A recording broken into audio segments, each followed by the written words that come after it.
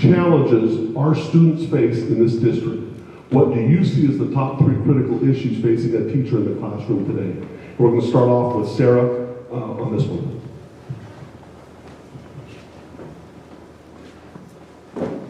So, the top 3 challenges our students face are mental health and wellness, looking at the social aspect and trauma that our students have faced, and the lack of social skills because of the last 2 years of school that they've missed, bullying, and a lack of resources.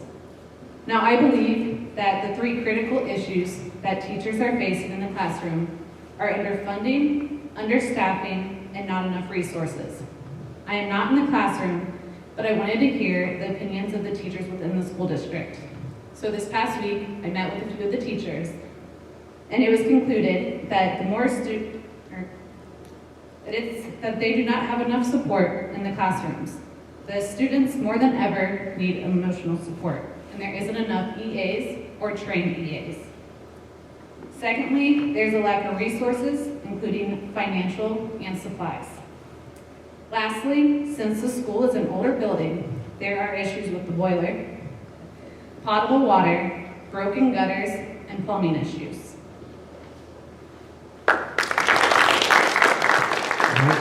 We're going to go ahead and have Alicia. So this was a really good reminder for me when I looked at this question about the fact that part of our role as school board members is to have our finger on the pulse of what's happening in the classrooms, both from the student perspective and a teacher perspective. And I think it was really easy for me to be more involved when my kids were in school, but this was a reminder that even though my kids aren't in school, I need to be more involved. So I did reach out to students and teachers and got some feedback. And I'm really going to focus on what's plaguing our teachers and students rather than looking at it from a more global perspective. But there were definitely some common themes that I heard about, some of which were safety and security in schools. Of course, it's no secret that we've faced an epidemic of gun violence in schools and in other places, and no community is immune to that. Secondly, both groups shared a concern about some of the aging infrastructure. Sarah mentioned some of it. The boiler was one of the big ones, water, et cetera. Those things may not seem like they are directly connected to education, but those are things that make it difficult for students to learn and for teachers to teach when you have a classroom whose temperatures are swinging from 50 to 100 degrees in the same day. And then thirdly, for students, I hear concerns about developing life skills. I think particularly in the coming out of the pandemic and being out of school for so long. So life skills and having clear pathways for careers and training and education after high school that don't necessarily involve a 4-year college degree.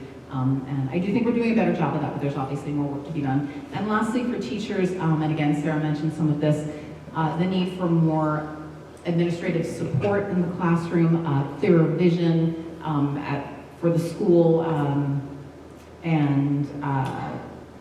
so I think that's it.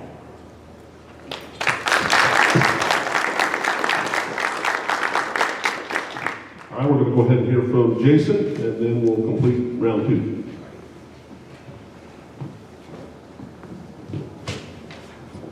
Okay, like everybody else, I talked with teachers and students. The students were easier because we're with them quite a bit.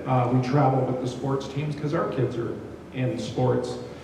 Number one for the students, and it's easy for me because I have kids here, is climate. When you see your child leave home with gloves, a winter coat, and blankets to attend school, that's wrong. They're not comfortable. They don't want to go to school because they're cold. So that's one of the primary things with infrastructure. Safety, security, and mental health. It was great to hear the mental health side, but that rings true to me. How can a child learn if they're not 100% comfortable and feel safe?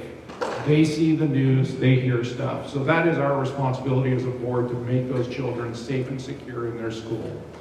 Finally, education. I'll answer some more a little bit later, but I'm huge into the trades, school to work programs for kids that want to go and earn money to pay for an education once they leave school.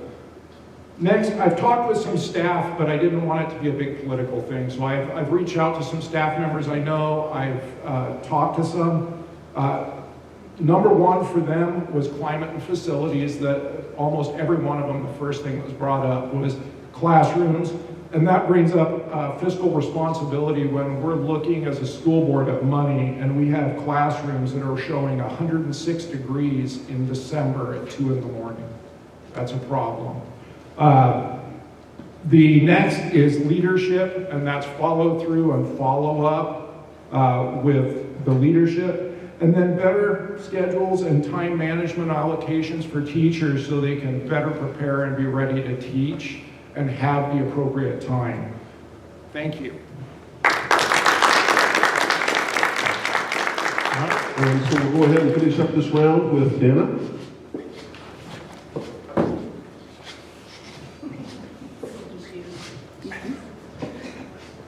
Okay, so for students, for the first thing, I thought that being a small school in a small rural town definitely has benefits, but I think there's a lot our kids miss out on as well.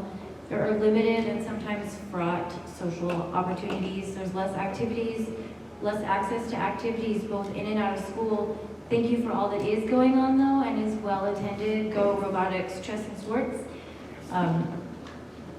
Secondly, basic needs. We're a Title I school and our families are dealing with housing issues, hunger, mental health issues. Nationally, we know that youth have been struggling since the pandemic, but ours also experienced the trauma of the fire on top of that. These basic needs must be met before learning can occur and brains can grow. And third, I put safety. Violence is absolutely a concern, and I mean the entire continuum, from bullying all the way up to the threat of gun violence. For teachers, I'll say, I just pointed out to me that I don't get a lot of feedback from the teachers, and I don't think the board receives a lot of information that we probably should be getting. So hopefully going forward, there can be better communication in that, but safety also continued down to them. I mean, in this culture, you can't help but wonder where is it gonna happen next, and it can be anywhere. I'm concerned about a lack of parental involvement, or buy-in with education, and also the lack of support, which creates burnout, the devaluing of education in general, and if they start to feel like they need to walk on eggshells because of some perceived culture war. In the worst case, I would imagine teachers could feel stuck between parents and administration and feeling supported by neither. So hopefully we can find ways to avoid that. Thank you. Yes.